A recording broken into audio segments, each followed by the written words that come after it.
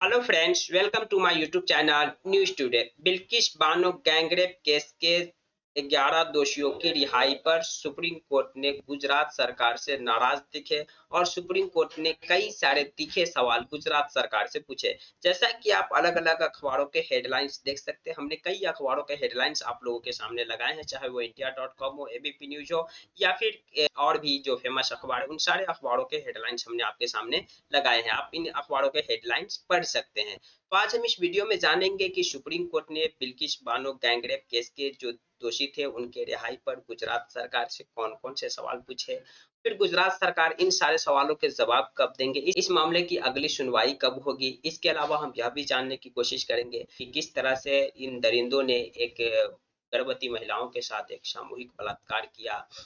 इसके बाद हम 2002 का जो गुजरात का वो सांप्रदायिक दंगा जिसमें कई लोगों के घर जल गए, कई बच्चे अनाथ हो गए, कई महिलाओं की आबरू लूटी गई, कई बस्तियां जल गई, सभी चीजों को हम आज डिटेल्स में जानने की कोशिश करेंगे। आप लोगों से रिक्वेस्ट है कि आप इस वीडियो को कंप्लीट देखें। अगर मेरे चैनल पर नए हैं तो प्लीज चैनल को सब्सक्राइब कर दीजिए, वीडियो को लाइक कर दीजिए। पहले हम आपको बता दें कि बिल्किस बानो गैंगरेप केस के दोषियों को समय से पहले रिहाई को लेकर के गुजरात सरकार से सुप्रीम कोर्ट ने नाराजगी जताई और सुप्रीम कोर्ट ने गुजरात सरकार से कई तीखे सवाल पूछे। सुप्रीम कोर्ट ने कहा कि आखिर गुजरात सरकार ने इन्हीं कैदियों को छोड़ने का फैसला क्यों लिया, रिहाई नीति के तहत इन्हीं कैदियों को क्यों छोड़ा गया, जबकि जेल में तो कैदियों भरे पड़े। सुप्रीम कोर्ट ने कहा कि गुजरात सरकार ने इन कैदियों को छोड़ने का फैसला क्यों लिया गया, जो रिहाई नीति के तहत सिर्फ इन कैदियों को ही क्यों छोड़ा गया, जबकि जेल तो कैदियों से भरे पड़े हैं। बाकी दोषियों को इस तरह सुधरने का मौका क्यों नहीं दिया गया। सुप्रीम कोर्ट ने पूछा कि नई पॉलिसी के तहत अभी तक कितने दोषियों को इस तरह रिहाई हुई है। दोषियों को फांसी की सजा के बाद जो अधिकतम सजा होती है यानी उम्र कैद की सजा मिली थी, फिर वो 14 साल सजा काटकर कैसे रिहा हुए। सुप्रीम कोर्ट ने कहा कि बिल्किस के दोषियों के लिए जेल एडवाइजरी कमेटी किस आधार पर बनी थी। कोर्ट ने एडवाइजरी कमेटी की ब्यौरा मांगा है। सुप्रीम कोर्ट ने पूछा कि क्या सीबीआई ने दोषियों की रिहाई के खिलाफ राय नहीं दी थी जब उनसे राय मांगा गया था। तो जब गोधरा की अदालत में मुकदमा नहीं चला तो वहां के जज से राय क्यों मांगी गई। तो इस तरह के सुप्रीम कोर्ट ने कई सारे सख्त सवाल पूछे। इन सारे सवालों के जवाब गुजरात सरकार को 24 अगस्त की अगली सुनवाई में देना होगा। ये वो 11 दोषी है जिनके नाम ये है। आप चाहे तो वीडियो पॉज करके इसके नाम पढ़ सकते हैं। इसे 2009 में उम्र कैद की सजा मिली थी और 15 अगस्त जो बीते 15 अगस्त, आज इस वाले 15 अगस्त नहीं, इससे पहले वाले जो 15 अगस्त गुजरे हैं 2022 के, उस दिन इन दोषियों को रिहा कर दिया गया था। और उसी साल इसके 2-4 महीने बाद गुजरात में इलेक्शन भी थे। सरकार के इस फैसले को लेकर के कई सारे सवाल उठे।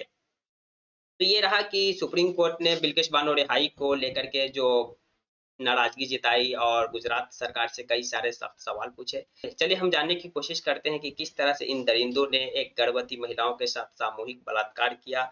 इसके अलावा किस तरह से 2002 के वो सांप्रदायिक दंगे जिनमें कई बच्चे अनाथ हुए, कई लोग बेघर हुए, कई महिलाओं की आबरू लूटी गई।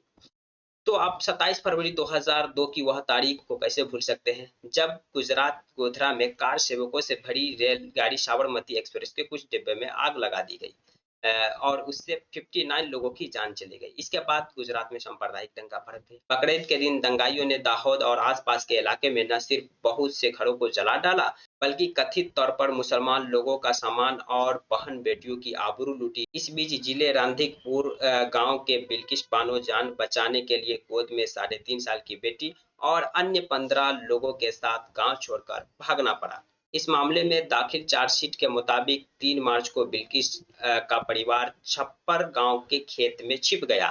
तो 20 से 30 की भीड़ यानी जिसमें 12 पुरुष ने बिल्किस और उनके परिवार पर लाठियों और जंजीर से हमला कर बिल्किस और उसकी मां समेत 5 औरतों को बुरी तरह से मार पीट कर जख्मी कर उनके साथ सामूहिक बलात्कार किया। इस हमले में बिल्किस की बेटी समेत परिवार के 17 में से 7 सदस्य मारे गए। वहीं बिल्किस बानो भी करीब 3.5 घंटा तक बेहोश रही। होश आया तो एक आदिवासी महिला से कपड़ा मांगकर अपना तन ढका, फिर वह एक होम गार्ड से मिली और बताया जा रहा है कि होम गार्ड बिल्किस बानो को फिर थाने लेकर गए और वहां उनकी शिकायत दर्ज की गई।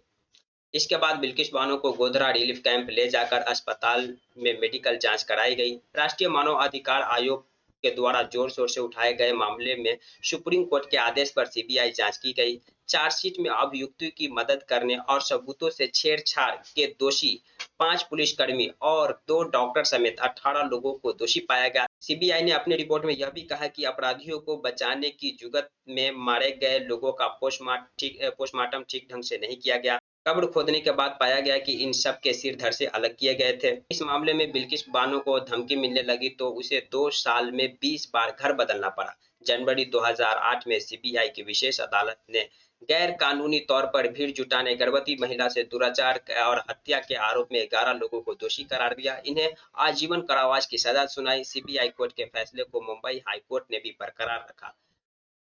तो ये रहे 2002 के जो दंगे जिसमें बिल्किस बानो के परिवार इस 17 में से 7 लोग मारे गए। बिल्किस बानो के साथ सामूहिक बलात्कार किया गया। न सिर्फ बल्कि बिल्किस बानो बल्कि उनके जो परिवार के और भी जो अन्य 5 महिला थे, उनके साथ भी सामूहिक बलात्कार और मारा पीटा गया। तो उन दोषियों को गुजरात सरकार ने पिछले साल 15 अगस्त को रिहा कर दिए थे। इसके बाद यह मामला फिर सुप्रीम कोर्ट पहुंचा। सुप्रीम कोर्ट में सुनवाई हुई। सुप्रीम कोर्ट ने कई सारे तीखे सवाल पूछे गुजरात सरकार से कि जो रिहाई नीति है इसके तहत सिर्फ इन दोषियों को ही क्यों रिहा किया गया। इस तरह से कई ऐसे दोषी है जिसे इस तरह से सुधरने का मौका दिया गया। इसके अलावा सुप्रीम कोर्ट ने पूछा कि जेल तो कैदियों से भरे हुए हैं, तो इनमें से कितने को सुधरने का मौका दिया गया। इस तरह से कई सारे तीखे सवाल पूछे गए और इस मामले की जो अगली सुनवाई है वो अब 24 अगस्त को होगी। 24 अगस्त की सुनवाई में और क्या तथ्य निकल कर आते हैं, सुप्रीम कोर्ट और क्या-क्या सवाल गुजरात सरकार से पूछते हैं, गुजरात सरकार अपना इन सारे सवालों में क्या जवाब देते हैं, अपनी जवाब क्या दाखिल करते हैं, सभी चीज़ों को हम डिटेल्स में कवर करने की कोशिश करेंगे 24 अगस्त के फैसले को। आप लोगों से रिक्वेस्ट है कि आप जितना हो सके इस वीडियो को देखिए, लोगों तक शेयर कीजिए और चैनल को सब्सक्राइब कर दीजिए। Thank you for watching.